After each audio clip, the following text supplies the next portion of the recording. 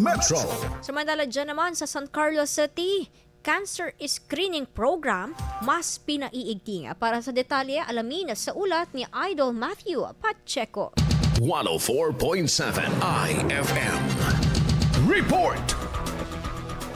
Pinaigting ng San Carlos City Health Office katuwang ang Department of Health ang kampanya laban sa breast at cervical cancer sa pamamagitan ng malawakang screening program para sa mga kababahihang edad 30 hanggang 65.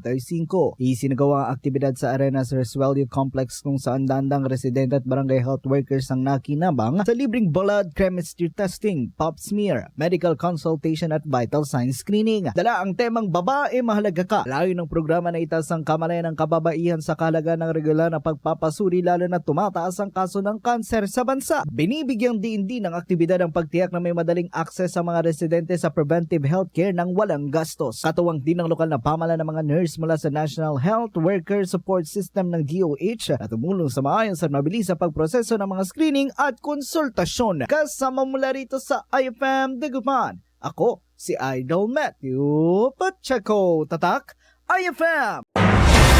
IFM News. IFM News. IFM News.